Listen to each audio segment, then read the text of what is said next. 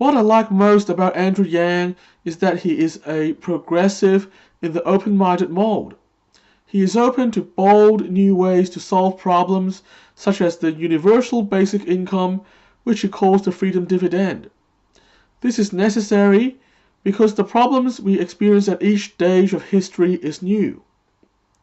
For example, the coming wave of automation will create a challenge that we have never seen before.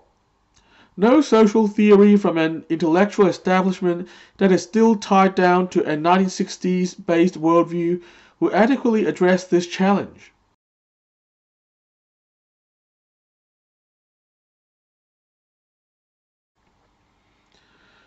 Welcome to the TaraElla report, where I chat with my friends about cultural and political issues. All of us are individuals who are simply looking for more freedom.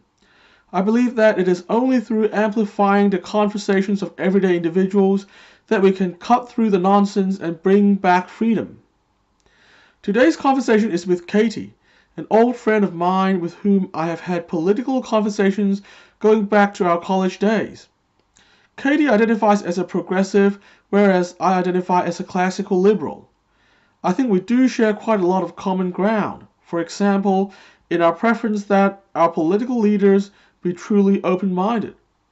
It's a quality that's becoming increasingly rare on both sides of politics, but unfortunately we still find it in a few of the 2020 candidates, including Andrew Yang.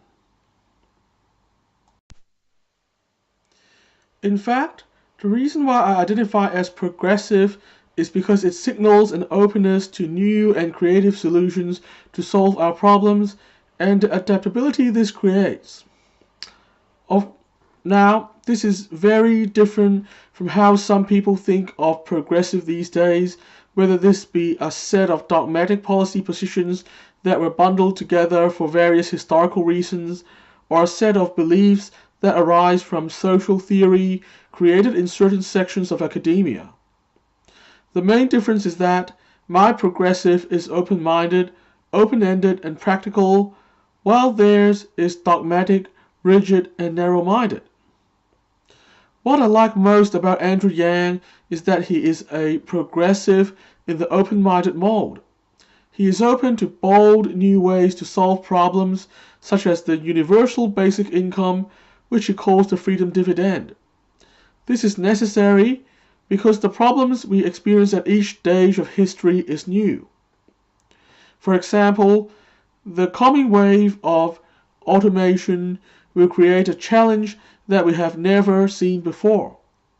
No social theory from an intellectual establishment that is still tied down to a 1960s-based worldview will adequately address this challenge. And let's face it, this 1960s era worldview is also something that Hillary Clinton shared to a great extent, and ultimately what led her to being out of touch and running a campaign that didn't connect with today's problems. It's interesting that you mentioned the 1960s worldview. I see it in supposedly progressive people everywhere. I think British Labour leader Jeremy Corbyn is a good example of this. The Corbyn cult thinks that he is the future, but actually he is the past. Similarly, the identity politics left, which Hillary Clinton is part of, is, from what I see, desperate to revisit the 1960s and 70s civil rights and second wave feminist battles where the rest of the world has clearly moved on. I suspect Hillary Clinton imagined Trump supporters to be sexist men straight out of 1950s society and hence called them deplorables. When actual Trump supporters are people living in the here and now with real social and economic concerns that are nothing like the conservatives of the 1950s. While Hillary didn't get it, and probably still doesn't get it, Andrew Yang clearly gets it, and this is why he is winning over quite a large number of 2016 Trump supporters. I think this is an important point. Unlike Hillary, Andrew Yang actually studies and addresses the problems people have in the present and the future, and he's not obsessed by the social theory that was developed in response to events in the 1960s and 70s. Hence, he has no problem seeing how Rust Belt workers are suffering from the loss of jobs, and he fully understands how increasing automation will make it even worse. He understands that Hillary's divisive identity politics is so yesterday. And going forward, we are going to face unprecedented challenges, and we are all in the same boat here. This is why he proposes pragmatic, universal solutions that will serve the needs of everyone. Another great thing about Yang is his ability to go beyond the superficial and come up with novel solutions for problems that nobody knows how to solve right now. For example, he is concerned about issues like rising suicide rates and dropping birth rates, but he doesn't just think it's a cultural problem like many others do. He links this to the economic situation and proposes economic remedies. Will it work? We can't know for sure yet, but it's at least worth a try, given the dire situation we find ourselves in at the moment. I think we should talk a bit about the rise of identity politics on both the left and the right as an example of a problem where pragmatic solutions that go beyond the superficial are needed. Identitarianism has been a matter of major concern for many people, and rightly so, because it tears apart the classical liberal social contract. However, a lot of the analysis on this matter ignores the bigger picture.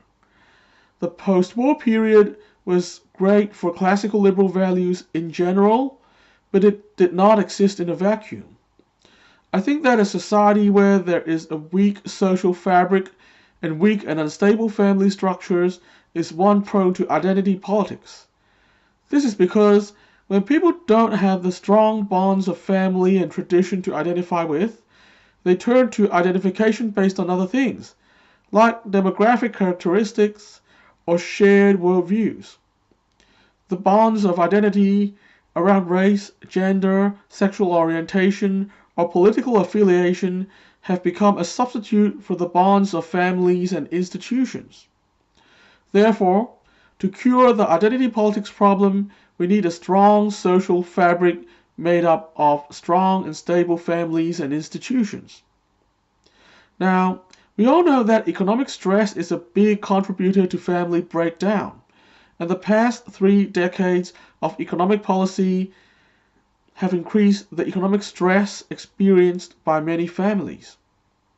I think this is the real cause of the rise of identity politics, and the breakdown of values like free speech and the free market of ideas that naturally follow. I believe we can't effectively restore classical liberal values across society without changing some of the economic parameters to, at least, make families healthy again. That's why I think the freedom dividend is a great idea. Thanks, that's all for today. I'll be back next time to discuss another big idea. Subscribe if you want to follow our story. The transcripts are available on my website and my Medium profile. And remember to resist the hive mind and stay individualistic. The world depends on it.